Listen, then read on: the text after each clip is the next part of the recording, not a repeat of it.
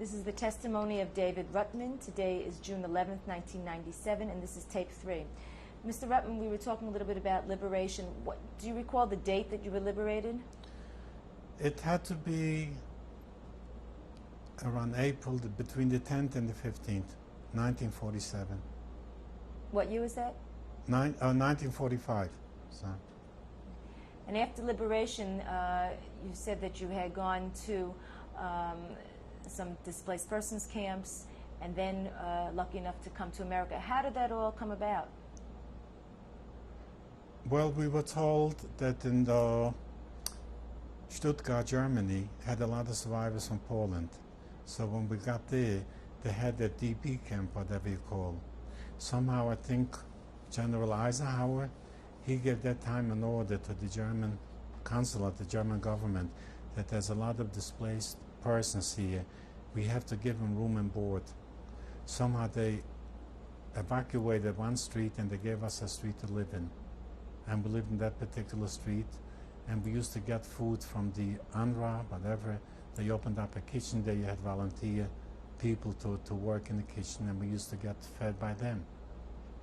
And we had the apartment. Clothes we didn't have. I remember we used to get packages from America that they just sent for the displaced persons, and we used to go there once a week to see if we could get any clothes. We didn't have the money to buy, and we used to get hand-me-downs.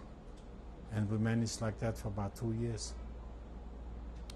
Then I think in 1946 they opened up a Jewish organization, and they said you have a chance to go to America, but you had to have sponsors from America. We had no family here, so we had to sign in and wait for the quota, whatever.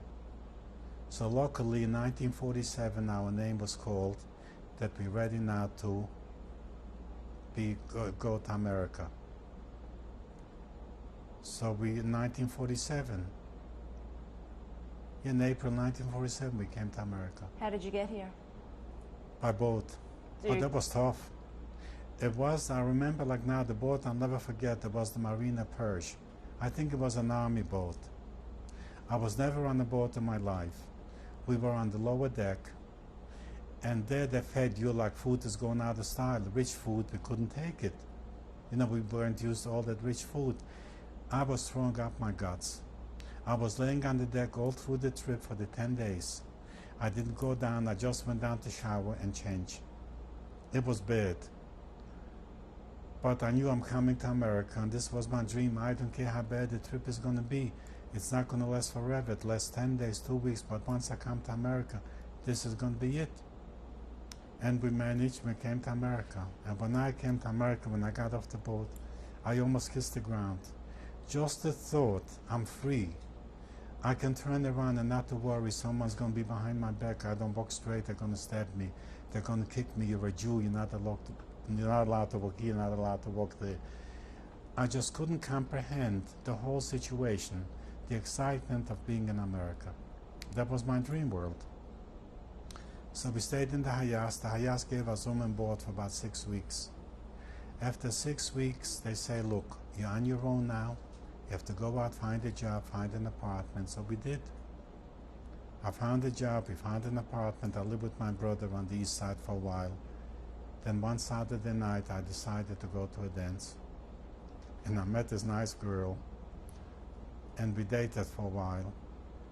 And in 1951, we got married. And I'm lucky I have two nice children, my daughter Bonnie and my son Alan. My daughter Bonnie is married to Bart. They have two nice children. My grandson Stephen is 13 years old. My granddaughter Jamie is 10 years old. My son Alan is married to Cedra. They have one child. Iris is 9 years old. And God was really good to me. I can't thank him enough. I was blessed with having such a beautiful family. So life wasn't really that bad. All the hardship that I went through, in the long run, it paid off. So I consider myself a fortunate man. When you came to the United States, how were you received here? Well, in the Hayas, they greeted us with open arms. They tried to comfort us. We had beautiful rooms there to sleep in. The service was excellent, the cooking was good. We used to get fed 3 meals a day, which was very good. Anytime I needed information how to travel, like I went to night school all the way, I think in the 80s on Lexington Avenue, they told me which train to take. Or one thing I'll never forget, on the way home, I knew we had a landmark. It was on 8th Street in Lafayette. There was a big Coca-Cola sign, and I figured this is the station where I'm going to get off. They changed they took off the Coca-Cola sign. And here I'm going, I don't speak English. And I say to myself, somehow it's too far. It took me 3/4 of an hour, it's already an hour. I met a priest. I saw a guy with a yarmulke. I figured he's a rabbi. What did I know? I meet the priest and I try to explain to him where I have to get off on Lafayette in New York. I didn't speak English. He found me someone that speaks Yiddish. He knew that I'm a Jew. And the guy asked me, where do you want to go? I told him I know that there was a Coca-Cola sign. They removed it, and I know I lived in the Hayas, and I have to go back. The guy was nice enough. He went out of his way to take me back to the station at Lafayette and took me straight to the Hayas. That was a nice experience, but I said to myself, boy, the people in America are so nice. It was a nice experience. So when you think about, when you come to a new country, I didn't really do that bad. So in general, I have no complaints. America was good to me. What kind of work did you do when you got here? Oh, I became a furrier. I made good money. I had a good life. I had a chance to educate my children. They're both pharmacists. My daughter was a teacher. And I tried to push them into becoming professionals. I didn't want them to become like their old men. I wanted to have an education. Figured I didn't have the opportunity. I wanted them to have the opportunity, because without a profession, you can't do well in a country like America. And I'm happy that they listened to me. They became professionals. They have their own business now, and they're doing well. They're doing beautiful. And I'm really proud of them. One thing I was blessed with, God was good to me, gave me 2 nice children and 3 beautiful grandchildren. And I thank you very much, God, for giving me such a beautiful life. How do you think your experiences affected how you brought up your children? In what way? In the way of your experience as a teenager, suffering through the Holocaust. See, I wanted to give them more than I ever had, because I never had a teenage life. See, let's say from the ghetto I was 15, and between 15 and almost 19, my best years of my life I spent in the concentration camp. So I had no teenage life whatsoever. It was a horrible experience. When I think back, every child is fortunate. Why was I one of the fortunate ones? But then when I came to America, it made it all up for me. So I forgot my bad past and I live for the future now.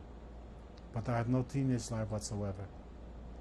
Many times I was envious of teenagers. They had such a beautiful life, a relationship with parents, to explain to them things, to grow up into a young manhood, and I never had that. And many times when I think about it, that's one thing I miss a lot in life. I had no one to guide me, but considering my children always say, for someone that lost their parents at such a young age, at the age of 14, somehow you managed to be an excellent parent and a good provider, and we have no regrets whatsoever. You gave us a beautiful life, and we thank you for that. No, I see the result, that I did a fairly good job. You also had lost some siblings. How did that affect how you brought up your family? Well, my brother was a very bad loss for me. My brother Sam, he died 2 years ago, had colon cancer. I was very close with him. When I lived in Brooklyn, Canarsie, I saw him almost every day. We were in business together. We had our ladies' sportswear store for 11 years. And we really became close. We made up for the time that we had lost during the war. We made it up in America. And when he died, like a part of me died. I took it very hard. That's when my kids came. They said, look, Dad, you just had a double slip disc. You're in bad shape now. Your brother died. You got no one closer there. It's time for you to move down to Florida. You belong with your roots. Your children are there. Your grandchildren are there. No ifs or buts. You're coming with us. And they brought me down here, which is the best thing I ever did. I love to be with them. Every moment of the time that I have the time to spend with them gives me my biggest pleasure to see my grandchildren growing up and to be such beautiful children. And I'm not asking for a lot. All I'm going to get is a little bit nachas, and what nachas is. I don't ask for miracles. I feel that I deserve that little bit, and I think I got it. God has been very good to me. And I thank Him very much for being so good to me. Thank you again, God, and keep supervise me and guide me. Mr. Rutman, I want to thank you for giving me this opportunity, for getting your testimony. It was a privilege. Thank you. It was my pleasure. It was a pleasure working with you. And with the photographer, I can't pronounce his name. Gior? Gior, you're a pleasure to work with.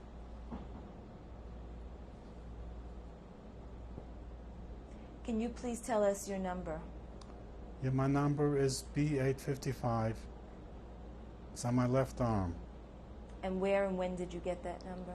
That was down in Birkenau in the middle of the summer 1943, around June or July.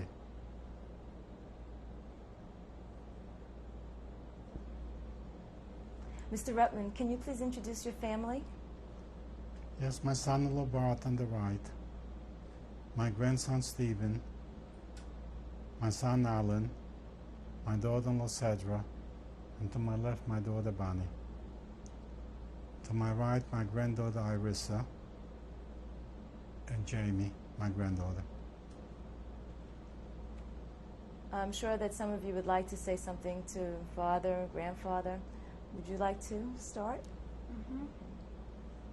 I love my papa. If he didn't survive in the Holocaust and he didn't have a son like my dad, I wouldn't be here.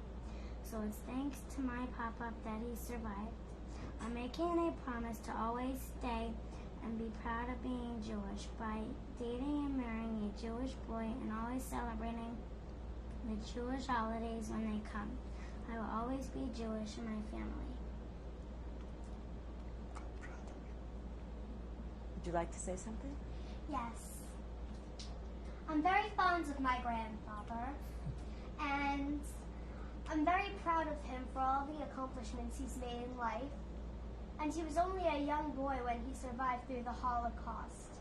That was a hard thing to do, and I'm very proud of him. Not many people could have done that at that age.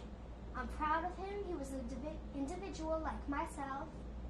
And of course, I do some of the things he does that my dad doesn't quite agree with.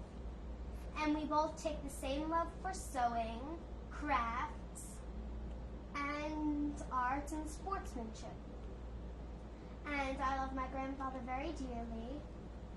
And I would never go out with anyone who wasn't Jewish, just to keep the family traditions. Would you like to say something to your grandfather? Sure. Grandpa, you're the coolest person alive. Can't be any better than you already are. Throughout my 13 and a half years of age, you treated me so nicely. That's the best you could do. Excellent. And the rest of the children and grand? Dad, just want to say that I love you.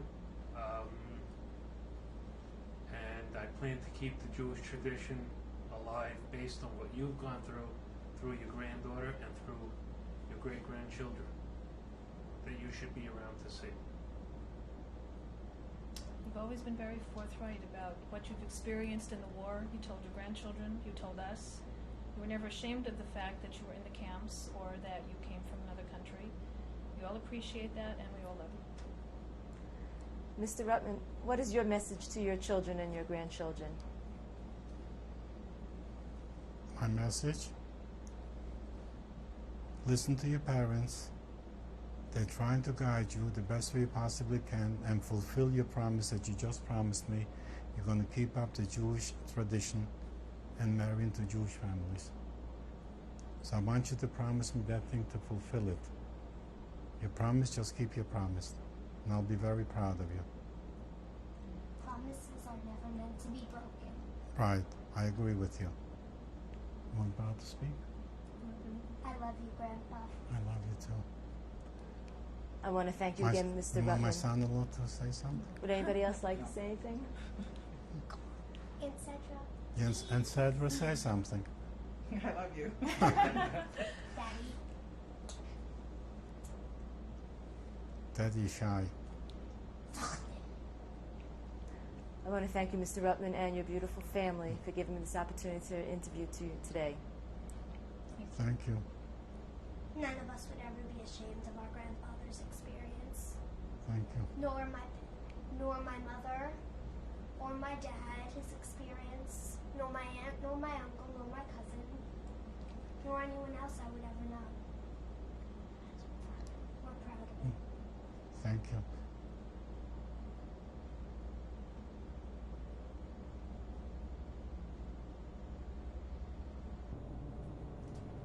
Can you please tell us who's in this photo? Yeah, that's my father's brother, Uncle Zalma. Unfortunately, we had no pictures of my parents that were destroyed during the war. The Germans wouldn't let us keep anything. Fortunate enough, my cousins went to Russia and they saved a picture of their father, so they gave it to me. And that's the closest thing to my father, What's his last name? Zalma. And what year do you think that was taken in? I said it was taken around 1938 And where was it taken? in Radom, In what country? my hometown. Yeah, Radom, In what country is that? in Poland. Okay. Name, it's my sister Dina. Her married name? Yeah, she was married to my brother-in-law Nuchem. Her married name is Tenenbaum. The only way I got the picture, my cousin took it to Russia, and when she was liberated, my cousin, she gave me that picture of my sister. That's the only thing I've left from my family. What year do you think it was taken? This must have been taken around 1935 or 1936 And where? in my hometown, Radom, Poland. That's my brother Albert. Unfortunately, he was shot in 1942 by the Germans. He was 17 years old. He was born in my hometown, Radom, Poland.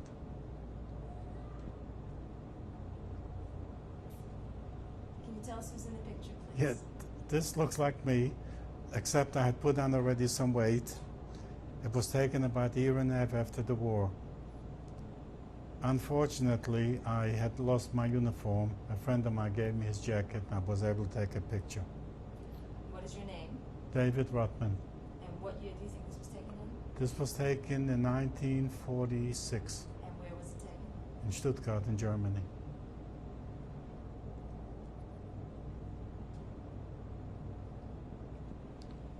The left side is my brother Jimmy. Next to him is my brother Meyer. I'm the next one to my brother Meyer, David. And my brother on the end is Sam. It's the one that passed away two years ago. What are your last names? Rutman. And what year was this picture taken in? Was taken in 1947 And where was it taken? in Stuttgart, Germany, before we came to America. That's my son Alan, my daughter-in-law Sadra, and my granddaughter Irissa. What are his last names? It's Rutman, R-U-T-M-A-N. And where was this taken? That was taken at a party about 2 years ago What state? in Florida. And what year? 1995.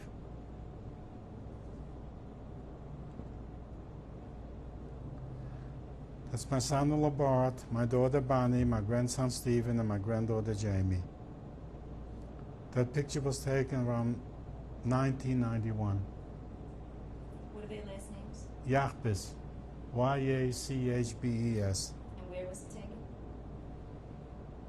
Was taken by the house, In what state? Florida. Oh wait, it's my mistake. It's taken with candles. It had to be a party. Is it okay?